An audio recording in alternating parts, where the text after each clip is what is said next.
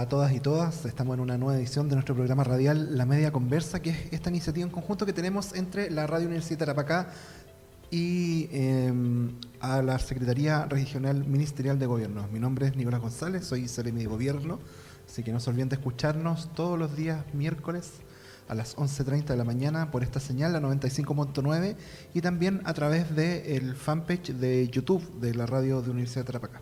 Así que empezamos esta nueva edición de nuestro programa con una nueva entrevistada que se trata en este caso, esta semana, de nuestra Seremi Vivienda y Urbanismo, Romina Farías Pérez. ¿Cómo estás, Seremi? Muy bien, muchas gracias por la invitación. Muy buenos días a todas y todos los auditores. Seremi, nosotros queremos agradecer su visita a nuestro programa. Sabemos que tiene una agenda súper copada.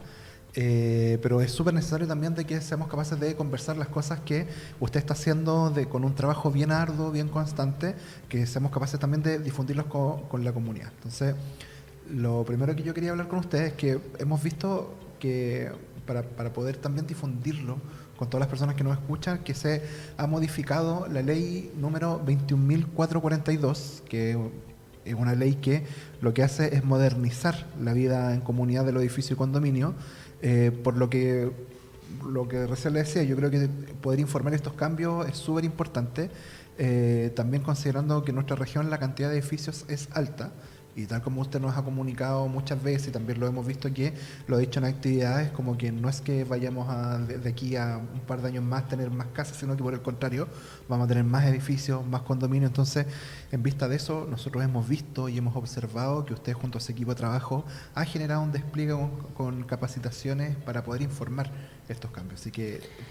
Bueno, la actualización de la ley de copropiedad es parte de la cartera legislativa del Ministerio de Vivienda. Esta ley fue promulgada durante la administración anterior, sin embargo, en el gobierno del presidente Gabriel Boric tomamos una decisión. Primero, que la Secretaría de Condominio fuera una unidad y no solo una persona que la represente, y esa unidad está en nivel central y se ha encargado de generar el reglamento de la ley y la implementación de la ley. Esta ley está en vigencia desde el 2022 y el reglamento salió este año y por lo tanto entró completamente en vigencia, y eso nos ha llevado a generar un despliegue con cada uno de los actores de la ley y también con las comunidades, porque como bien dices, la vida en comunidad es un desafío. Las copropiedades públicas y privadas, generadas desde el Ministerio o sus versiones anteriores, pero también las privadas, tienen desafíos, y desde mi perspectiva al menos, y desde la perspectiva del gobierno, son desafíos comunitarios.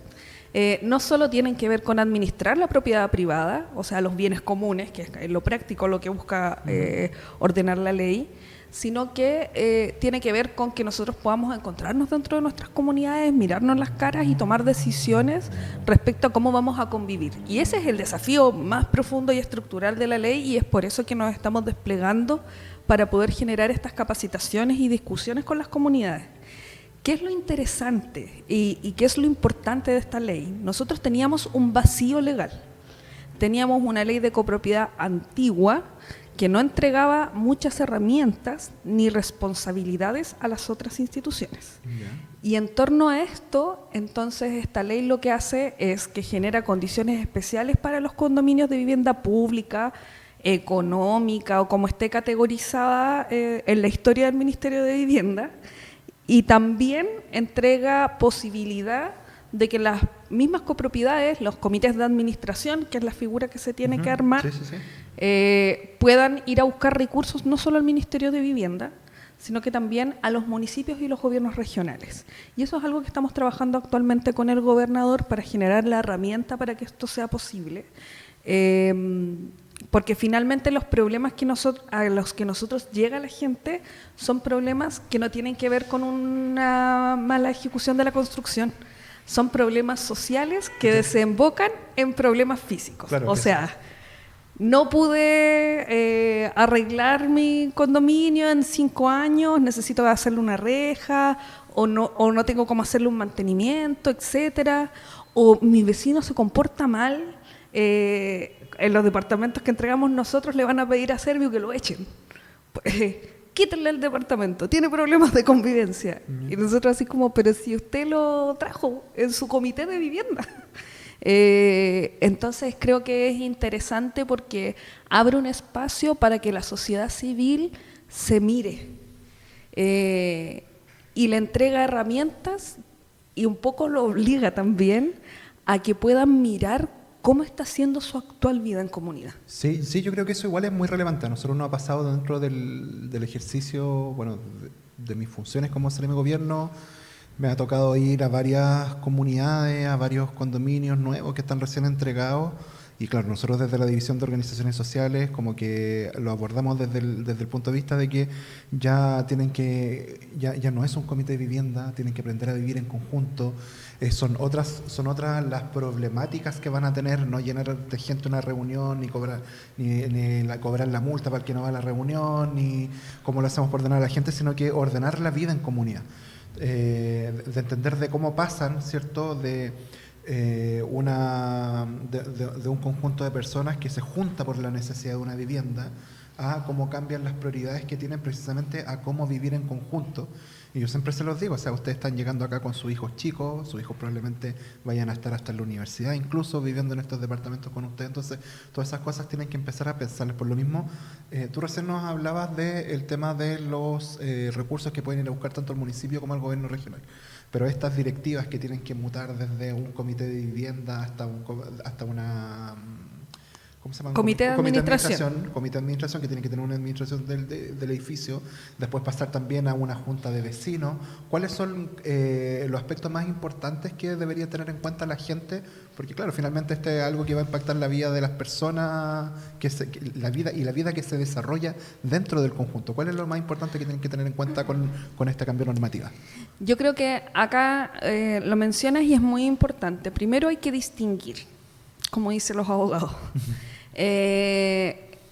Un comité de administración norma los bienes comunes de una copropiedad. O sea, nosotros tenemos una copropiedad en común, vivimos en un edificio y norma y administra la escalera, el patio, etc. La junta de vecinos norma un territorio que puede tener varias copropiedades dentro. Sí. Y es de voluntad de cada persona ser parte de la junta de vecinos o no. Pero ser parte no del comité de administración, pero participar para la conformación de ese comité, participar de las reuniones, etcétera, eso es obligatorio. Porque ellos son dueños y por lo tanto responsables por partes iguales de esos bienes comunes. Sin embargo, una junta de vecinos es un predio, un polígono en la ciudad, que tiene la directiva, que todos conocemos, una organización social que a todos nos resuena, que adentro de la Junta de Vecinos puede tener muchas copropiedades. O sea, las del sector del Alto tienen muchas copropiedades dentro, las del sector norte también tienen muchas copropiedades dentro, pero es la participación de los individuos que viven ahí es voluntaria. Yo puedo o no querer ser parte de mi Junta de Vecinos, independiente de que mi copropiedad esté dentro de ese polígono. Pero administrar mis bienes comunes de los que yo soy propietario no es voluntario, es una obligación. Es una obligación porque yo soy dueño de ese espacio y es un espacio privado. Y esa obligación, para que le quede claro a las personas, es tanto para las personas que llegan a vivir a un conjunto habitacional entregado por el Servio como para quien vive en un condominio comprado a una constructora. Sí, sí. Eso es por ley. Y eso es por ley. Aquí lo relevante y es como inician las capacitaciones que hace la encargada del área de condominios, que es una abogada del ministerio, es que no hay una distinción jurídica respecto de esta copropiedad. Si es público o privada, se denomina copropiedad. Y por lo tanto, copropiedad, un condominio, está normado con los mismos aspectos. Lo que sí hace y reconoce la ley es que facilita el acceso o obliga a algunas instituciones públicas a tener que acompañar alguno de los procesos en el caso de los condominios de vivienda pública. Pero la obligación es la misma, independiente de quién haya construido o de dónde hayan salido los recursos de esa construcción. Como me preguntan, por lo menos a mí siempre cuando andamos desplegados en terreno, sí. Sea condominio o conjunto habitacional, las obligaciones son las mismas. Sí. Son las mismas. Ya, y lo que estás nombrando recién, Seremi, me parece súper interesante como para tenerlo claro también respecto a cómo podemos entregar la información a las personas. Hablaba recién de organismos y de instituciones que tienen relación.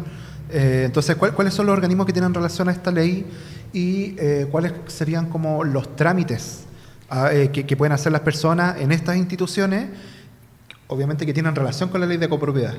Es un poco extenso, pero nosotros estamos trabajando en un organigrama interno y uno externo que deberíamos ya cerrarlo para poder publicarlo y difundirlo. Primero, dentro del Ministerio de Vivienda, lo que se tiene como obligación es el registro de administradores. Dejémoslo al ladito para que después le pueda comentar en más profundidad.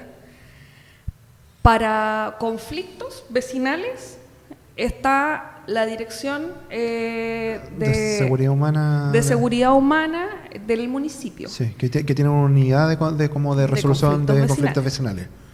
En el caso de que esto es una buena explicación que siempre hace la abogada.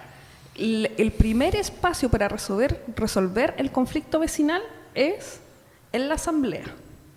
En la asamblea de copropietarios, que está dirigida por el comité de administración. Luego debería llegar el municipio a mediar. ¿Cuándo escala? Cuando escala. Y esta es una recomendación, porque finalmente no podemos colapsar las instituciones de problemas cotidianos si no somos capaces de generar las asambleas que se requieren. Claro, de resolver entre nosotros. Si nosotros lo resolvemos, podemos someternos entonces a la mediación, que eso se realiza en el municipio. Y el municipio está mandatado por ley para poder habilitar este espacio. Luego de eso, si esas mediaciones fracasan, etcétera, está el juzgado de policía local, que también está mandatado por ley. Y menciono esto porque es relevante, porque parte del trabajo que hicimos durante este año, sobre todo después que salió el reglamento, es que las instituciones fueron capacitadas, viajó la Secretaría de Condominio, nosotros hicimos una instancia con las comunidades, el equipo se está actualizando de manera permanente respecto de las distintas dudas que empiezan a levantarse en el proceso y es que son parte de la implementación de la ley. Y entonces tenemos cada uno de estos aspectos muy conversado con las instituciones, oficiados, conversados. Yo le he escrito directamente a los jueces de policía local si tienen alguna duda. Entonces es importante que sepan que cuando no existen más herramientas, el juzgado de policía local tiene la obligación de atender los conflictos vecinales por ley. Y esa obligación la pueden hacer ustedes a través de un escrito simple, no necesita la representación de un abogado, eso también es importante que lo sepan, y no es necesario que lo haga directamente el comité de administración, sino que eventualmente lo podría hacer una persona natural. Pero en ese sentido la recomendación de base siempre va a ser que busquen el espacio primero en la asamblea. Y aquí viene el desafío. Nosotros tenemos copropiedades que no tienen el reglamento respecto de la ley actual, porque la ley tiene 3 años. Y ahí existe una obligatoriedad de poder actualizarlo. En el caso de los condominios de vivienda económica, pública, la ley lo determina de muy buena manera. Todos los que se construyeron con recursos del Estado en algún momento de la historia del Ministerio de Vivienda, tienen la municipalidad la obligación de acompañar, no de representar, de acompañar el proceso de reglamento. Luego, a través del municipio se hace el protocolo, pero acompañar. ¿Eso a través de alguna oficina específica? Asesoría jurídica. Nosotros ya hicimos el primer ejercicio con ellos y asesoría jurídica ya conoce el reglamento, conoce la forma, etcétera. Ha sido un súper buen ejercicio. Asesoría jurídica, luego de eso los notarios tienen la obligación de las tramitaciones al alero de los trámites de copropiedad para este tipo de viviendas en particular, de tramitar y dejarlos exentos de pago. Y luego de eso, el conservador tiene la obligación de inscribir con el documento que acredita que es una vivienda pública económica que se saca en la Dirección de Obras Municipales, eso es lo que acredita, y el conservador tiene la obligación de inscribir también de manera gratuita. En el caso de los conjuntos que no tienen este origen, que son como comillas privados, porque en realidad todos son privados, pero digamos que el financiamiento fue de un privado, el financiamiento de origen fue de un privado, lo que pueden hacer es revisar en la página del Ministerio, la Secretaría de Condominios tiene reglamentos tipo publicados, en donde podrían perfectamente revisar esta orgánica y hacer el mismo ejercicio. A través de asamblea, revisar, asesoría jurídica del municipio también les podría colaborar. No tienen una obligación, pero también existe de parte del municipio actualmente una voluntad de acompañar en ese caso. Y luego el resto de las tramitaciones son tramitaciones que tienen que ver por la línea más bien privada. Pero no necesitan contratar un abogado, porque el ministerio ha puesto a disposición elementos de base que permitan que la gente pueda activar este proceso. Genial, entonces, esto es como una escalada. Sí. Yo justo cuando usted me lo comentaba, yo lo estaba pensando como al revés, también para dejarle súper claro a la gente, porque, claro, o sea, tenemos el tema que hoy día está la asamblea, después pasamos a la mediación municipal en caso de conflicto y finalmente en el juzgado de policía local, pero eso precisamente son instancias que se crean como de manera inversa, porque es como siempre estuvo el juzgado de policía local, Sí. pero como se atochaba de causas, la idea era generar instancias intermedias para que los conflictos que se pudieran como desactivar de una mejor forma o de una forma más fácil se pudieran hacer a través de estas instancias que era la asamblea, ¿cierto? Y la mediación vecinal. Estaba hablando usted también respecto a la administración, ¿cierto? Que esto cómo se hace, cómo se ejecuta. Entiendo que hay empresas que están habilitadas para eso. Sí. El comité de administración, que vendrían siendo los representantes de todos los copropietarios que se hacen en una asamblea y se escoge este grupo de personas, tiene que contratar o no, pero sí determinar una persona que es un administrador de condominio, que puede ser a título gratuito o a título oneroso. Esos administradores se están inscribiendo de manera progresiva en un registro que estamos llevando nosotros como ministerio. ¿Y qué busca? Que en el caso de existir un problema, digamos que el administrador va a ser el que va a tener la responsabilidad de pagar las cuentas, administrar los gastos comunes, etcétera. Esa es la persona responsable que generalmente existe, pero hoy genera un marco en el que nosotros tenemos un registro y a título gratuito no es necesario que tengan el curso, a título oneroso sí tienen que tener un curso de administración, o sea, si van a cobrar, claro, tienen que tener un curso de administración y también las faltas pueden ser sancionables y nosotros como ministerio, que ese es nuestro rol, tenemos el registro y vamos a tener capacidad de hacer sanciones respecto de a la empresa. A la empresa o a la persona natural. Ya, igual eso es bueno porque, o sea, toda la vida que he vivido yo acá en Arica, de manera personal, he vivido en departamento y muchas veces, claro, uno como que vive en un lugar, después se va a arrendar a otro y de repente llega a lugares donde tienen problemas con los administradores y que después y que es un problema para quienes administran, porque después como ¿qué es lo que hacen los vecinos cuando tienen un problema con el administrador? ¿A quién le piden un dato sobre un administrador que pueda venir que sea bueno? Entonces lo que usted está diciendo ahora es que se puede recurrir al Ministerio de Vivienda para poder tener esa información, que creo que es una información relevante para todos los conjuntos habitacionales.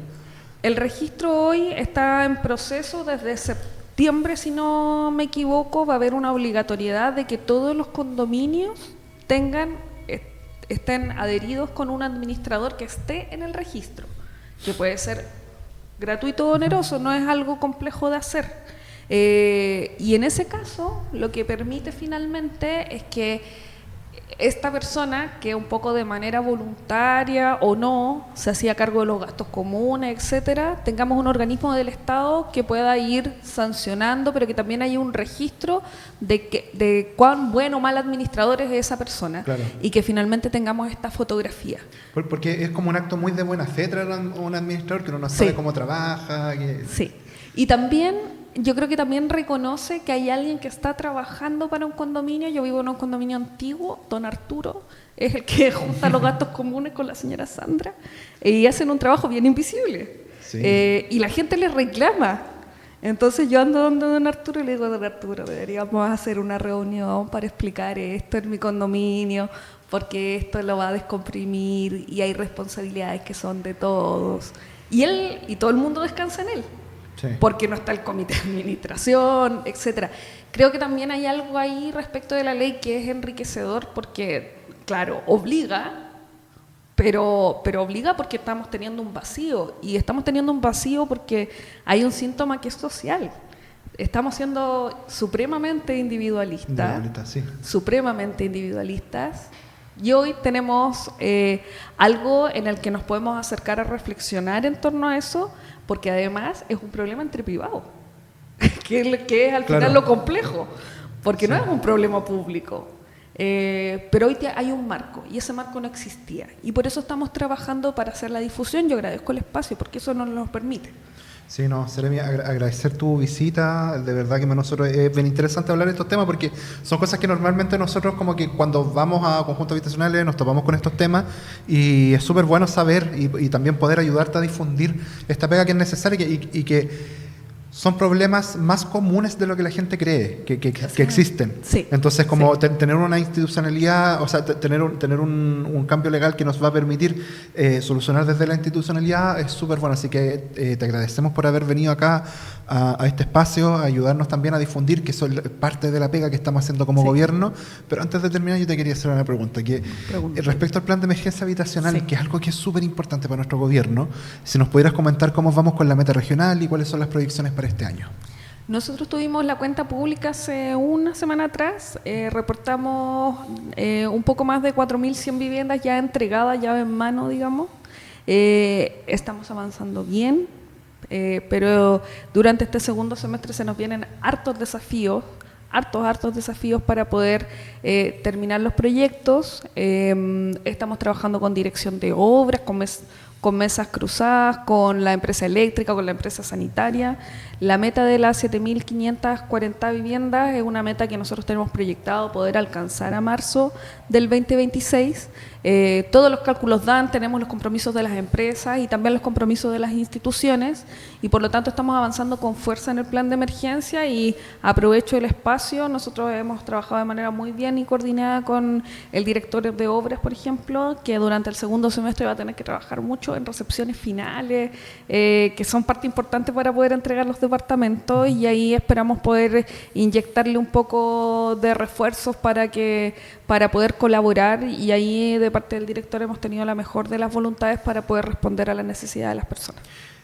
Romina, te quiero agradecer, se nos quedaron hartas preguntas en el tintero. Primera vez que me pasa, así que se nos quedaron hartas preguntas, pero te quiero agradecer a ti por el espacio, por conversar temas que son súper interesantes, y también para poder informar a la ciudadanía. Así que te quiero agradecer a ti y también a toda la gente que nos ha sintonizado hoy día por la 95.9 en la Radio Universidad de Tarapacá, y también esta entrevista que va a quedar disponible a través del canal de YouTube de la Radio Universidad de Tarapacá. Así que te agradecemos por la visita a nuestro espacio y a toda la gente que nos escucha, y les recordamos también que nos sigan en redes sociales, porque tanto tú como nosotros también somos bien activos en redes sociales, comunicamos hartas cosas. Nosotros estamos en Instagram, TikTok y Facebook como Vocería de Arica Parinacota. ¿Y ustedes? Nosotros estamos como @mimbu_arica en Instagram, como Servicio de Vivienda, Seremi de Vivienda y Urbanismo en Facebook, y en TikTok también estamos como @mimbu_arica. Sí, que ustedes tienen materiales súper buenos y súper bonitos de lo que hemos realizado, así que te queremos agradecer. Así que muchas gracias a ti también, Nicolás, por la instancia. Es un súper buen espacio para poder difundir y, por supuesto, a disposición de lo que se requiere, y también hacer un llamado. Nosotros estamos haciendo estos levantamientos. En caso de tener requerimientos, los estamos organizando a través del municipio, pero también podríamos organizar espacios quizá para zonas de comunidades en torno a la ley de la copropiedad, y eso lo pueden hacer solicitudes. Podemos apegarnos a la formalidad para poder tener un orden a través de la oficina de partes, ingresar una cartita, ningún problema. Estamos ubicados en Sotomayor 266 y oficina de partes atiende mañana y tarde.